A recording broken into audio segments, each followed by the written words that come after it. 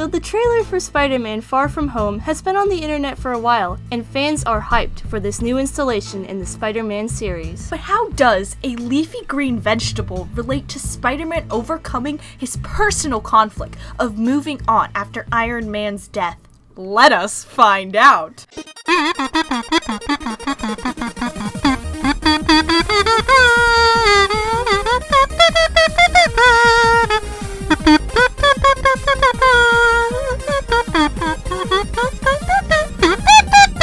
Hello, Internet, and welcome to Stargame's Julia Shavel Theory. Spider-Man is a very popular Marvel superhero. He's had many different incarnations, though the Holland version has seemed to be the most popular as of late. And riding hot off the trails of the popularity of Infinity War, Marvel is releasing a sequel to Spider-Man Homecoming called Spider-Man Far From Home. See what they did there? Everyone's been excited for this latest installment in the Spider-Man franchise, though one big question resonates throughout the trailer. What is Peter Parker going to do about, spoilers, the death of Tony Stark? Now, the Infinity War movies have changed the MCU in ways that we have never foreseen. From bringing all of our favorite heroes together to killing them off, Avengers Infinity War and Endgame will remain vital to the Marvel Universe for days to come, and the death of beloved super genius Iron Man is not excluded from one of these influencers. But there's something pretty vital to Far From Home that you may have missed in Infinity War, a scene that many people have watched and quickly forgot. And this scene may be the answer to that earlier question of how Peter is going to move on after Tony Stark. His father figure and main idol has died. But now you're probably thinking, well, Stargames and Julia Shavel, if this scene is so influential, then how did I not pick up on it when I watched the movie? And that, my dear viewer, is just what the Russo brothers wanted. They didn't want you to know what was coming ahead, but they just got a little excited and had to drop a hint anyway. So what's the hint? It all comes back to this one shirt that Peter Parker is wearing before he leaves the bus to go fight back against one of Thanos' attacks. A shirt that reads, "Lettuce, the taste of sadness." A peculiar choice of words for a t-shirt, huh? Well, not so peculiar after you look at all the evidence showing what this lettuce stuff means. Let's talk about lettuce for a second. This crisp vegetable seems of little significance in our modern culture. We throw it randomly on our tacos and burgers, we mix it in with an assortment of other vegetables, and it's practically crunchy water. But if we take a look at some other cultures, we can see there's a lot more meaning to it than what we thought. In many medieval writings, lettuce is depicted as a medicinal herb for healing, and even though I threw that diss at it earlier about it being crunchy water, 100 grams of butterhead lettuce contains 1.24 milligrams of iron. The Dream Dictionary says, quote, "Among the Greeks, lettuce was used to reflect the fragile parts of life, parts of which can be lost or taken away," end quote. Lettuce was used in ancient times to promote childbirth and a new life being born, and the connections don't stop there. If we take a look at Endgame, we can see many references to lettuce. At Captain America's therapy session, one of the men talks about a lunch date he went on after his spouse disappeared in the snap. He specifically mentions that, quote, "he cried when they served the salad," end quote.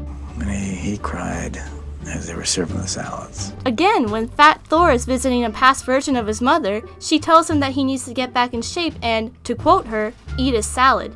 Eat a salad. The most shocking part about all of this is that all of these can be traced back to the relationship between Spider-Man and Iron Man. Lettuce, being a healing food, relates to how Peter Parker will need to heal after the tragedy he's gone through. Butterhead lettuce, containing iron, is a reference to Peter Parker's adoptive father, Iron Man. Lettuce represents fragile parts of life, like the mortality of others. It also promotes birth, which produces new life, and as a result, a new person. The man at the counseling group mentioning he cried specifically when they served the salad shows how important and saddening leafy greens are in these stories. And Frigga telling Thor to eat a salad to change his weight shows that lettuce can change him as a person. His weight symbolizes his grief over his many losses, and the salad symbolizes how he can change back to his normal self and move on. But now that we've cleared out how important lettuce is to Peter Parker's character and the MCU in general, what does it mean for Spider-Man Far From Home? As the trailers have shown, Peter will be dealing with a lot of grief in Far From Home. He was technically dead for 5 years, which is strange enough, and he also has to deal with the fact that the main person he could have gone to for support in this tough time, Tony Stark,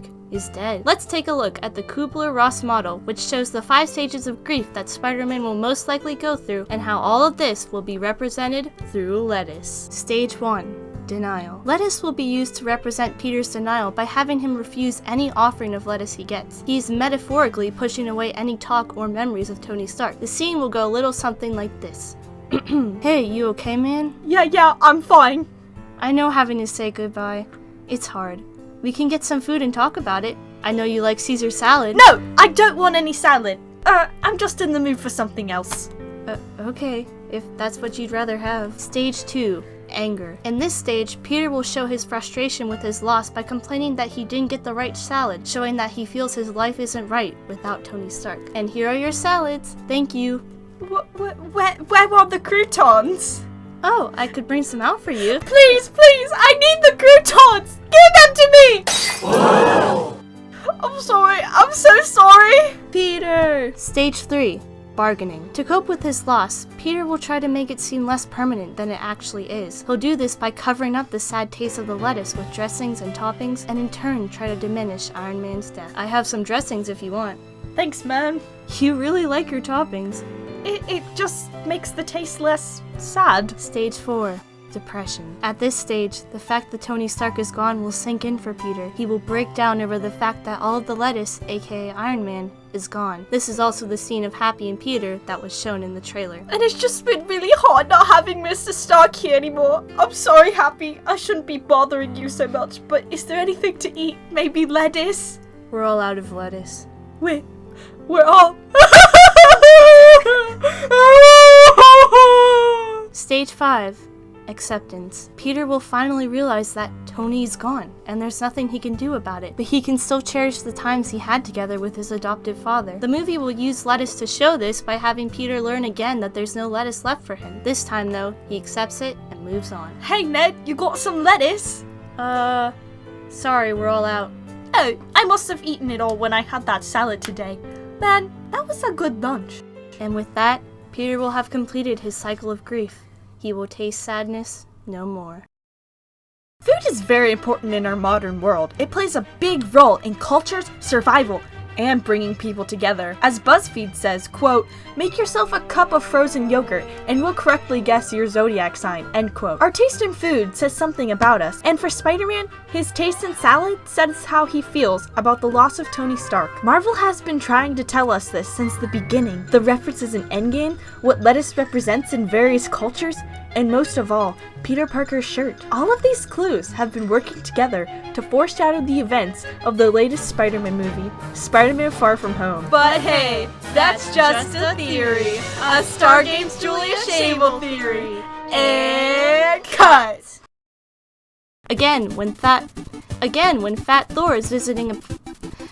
Sorry, Fat Thor. The man at the counseling group